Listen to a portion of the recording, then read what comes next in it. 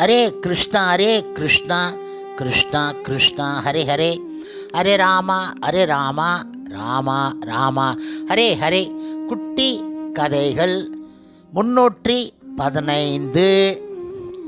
இதில் எல்லாவிதமான அபாயங்களில் இருந்தும் கிருஷ்ணர் எப்படி நம்மை காப்பாற்றுகின்றார் எனும் கதை காண்போம்.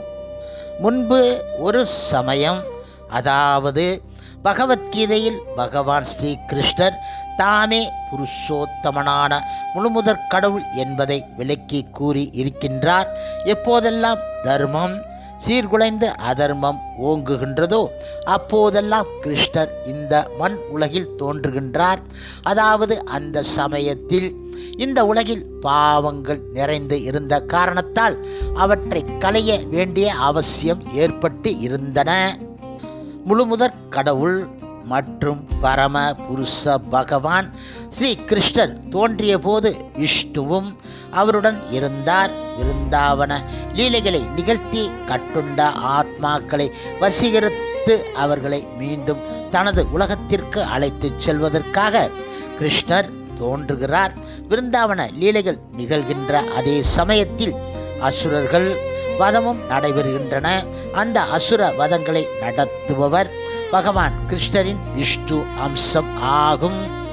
முழுமுதற் கடவுள் ஆன பகவான் கிருஷ்ணரின் பரந்தாமம் பரமான இருப்பிடம் பிரம்ம சமிதி சிந்தாமணியின் இருப்பிடம் என வர்ணிக்கப்பட்டு இருக்கின்றது. கோலோக விருந்தாவனம் எனும் பெயரை பெற்று பகவான் கிருஷ்ணரின் இருப்பிடம் சிறந்த மணிகளால் கட்டப்பட்ட பல அரண்மனைகளை கொண்டது ஆகும். அங்குள்ள மரங்கள் கல்பவிருட்ச மரங்கள் என்றும் பசுக்கள் சுரபி பசுக்கள் என்றும் அழைக்கப்படுகின்றன. அங்கு வாசம் செய்யும் பிரபுவான கிருஷ்ணர் பல்லாயிரக்கணக்கான லட்சுமிகளின் சேவையை பெறுகின்றார். அவர் கோவிந்தன், அதாவது ஆதிபுருஷர் எனும் பெயரை உடையவர். அவர் எல்லா காரணங்களுக்கும் காரணமானவர். அங்கு புல்லாங்குழலை இசைக்கின்றார். அவரது கண்கள் தாமரை இதழ்கள் போல் விளங்குகின்றன. அவரது மேனியின் நிறம் அழகிய மேகத்தின் நிறத்தை ஒத்து இருக்கின்றது. அவரது தலையில் மயிலின் இறகு ஒன்று காணப்படுகின்றது. அவரது வசீகரம் 1000 மன்மதர்களை மிஞ்சியதாக இருக்கின்றது. ஒருவர் முக்தி அடைந்தவர் ஆயினும், முக்தி பெற முயல்பவர் ஆயினும், முற்றிலும் ஜட இயல்பு உடையவர் ஆயினும் கிருஷ்ண லீலைகள் படித்து பயன் பெறலாம். கிருஷ்ண கதா என்றால் பகவான் கிருஷ்ணரை பற்றி கூறுவது. கிருஷ்ண கதைகள் இருவகைப்படும். கிருஷ்ணர் தாமே கூறி உள்ளவை. கிருஷ்ணரை பற்றி கூறப்படுபவை கடவுள் பற்றிய தத்துவம் மற்றும் விஞ்ஞானத்தை பற்றி கிருஷ்ணர் தாமே கூறியிருப்பது பகவத்கீதை.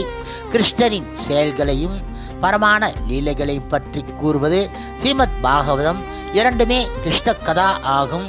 கிருஷ்ண கதை உலகு எங்கிலும் பரப்பப்பட வேண்டும் என்பது சைத்தன்ய மகாபிரபுவின் கட்டளை. ஏனென்றால் அதை கேட்பதன் மூலம் உலகினர் ஜட பிணைப்புகளில் இருந்து விடுபடுவது சாத்தியமாகும். பரீட்சித் மகாராஜா கிருஷ்ண கதையில் மிகுந்த அக்கறை காட்டியதற்கு காரணம் அவரது மூதாதையர்கள், குறிப்பாக அவரின் பாட்டனரான அர்ஜுனன் குருட்சேத்திர போரில் மாபெரும் வெற்றி பெறுவதற்கு உதவியவர் கிருஷ்ணர் என்பதை அவர் அறிந்து இருந்தார். இந்த ஜட உலகையும் நாம் குருட்சேத்திர போர்க்களமாக கொள்ளலாம். இந்த போர்க்களத்தில் உயிரை காப்பாற்றிக் கொள்வதற்கு ஒவ்வொருவரும் பெரும் போராட்டம் நடத்துகின்றார்கள். ஒவ்வொரு அடியிலும் அபாயம் தலை காட்டுகின்றது. குருட்சேத்திர போர் அந்த இடம் அபாயகரமான பல மிருகங்கள் நிறைந்த சமுத்திரமாக இருந்தது என்கிறார் பரீட்சித் மகாராஜா.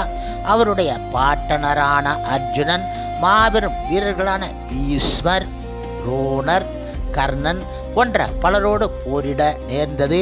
அவர்கள் சாதாரணமான போர் வீரர்கள் கிடையாது. அவர்கள் கடலில் இருக்கும் திமிங்கலங்களுக்கு ஒப்பானவர்கள். விட்டு இருக்கின்றார். திமிங்கலங்கள் பெரிய சுறா மீன்களை விழுங்கக்கூடியவை.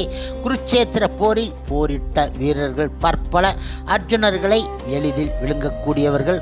ஆனால் பகவான் கிருஷ்ணரின் கருணை ஒன்றை மட்டுமே துணையாக கொண்டு அர்ஜுனன் அவர்களையெல்லாம் வெற்றி கண்டுவிட்டார். கன்றின் காலடி பட்டதால் ஏற்பட்ட சிறு பள்ளத்தில் நிரம்பி உள்ள நீரை ஒருவன் எந்தவித சிரமமும் இல்லாமல் கடக்க முடிவது போல அர்ஜுனன் பகவான் கிருஷ்ணரின் கருணையால் குருட்சேத்திர போர்க்களம் எனும் சமுத்திரத்தை தாண்டிவிட்டார். பகவான் கிருஷ்ணரின் செயல்களை பரீட்சித் மகாராஜா மிக மிக ரசித்ததற்கு மேலும் பல காரணங்கள் இருக்கின்றன.